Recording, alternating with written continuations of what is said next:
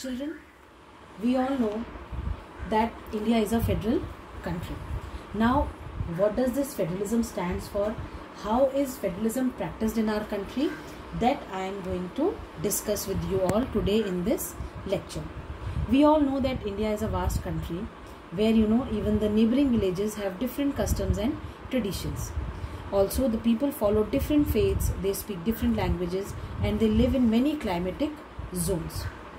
Now, in such a situation, it will be best if the governance conforms to the regional conditions.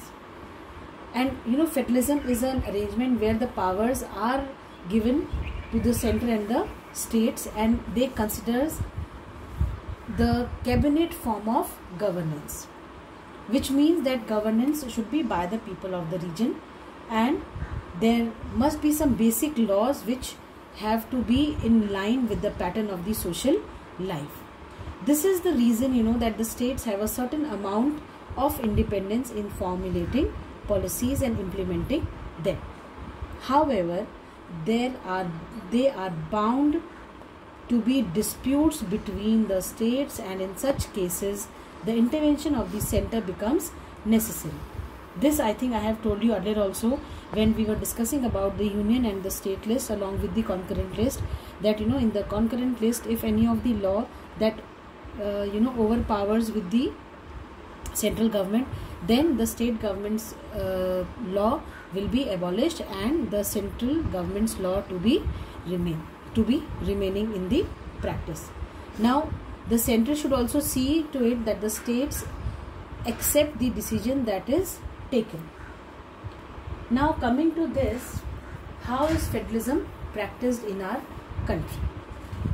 Children, the constitutional provisions have undoubtedly played an important role in successful working of the Indian Federation. We all know that the real credit for the successful working of the Indian Federation goes to the nature of the democratic politics of the country. It was because of this democratic tradition we have learned to respect the diversity along with the true desire for living together. Children, we all know that at the time of independence there was a need of, like, people were demanding for the separate states. They wanted, the way the partition was done for Pakistan, they wanted that for the other states also it should be done on the basis of the languages. Now, the government, because they had already seen the fate of the India-Pakistan partition, they were not ready to go for this partition. So what they did, rather they, decided to have division of the states on the linguistic basis.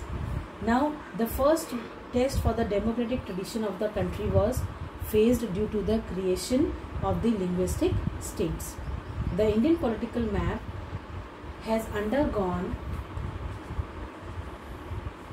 lots of changes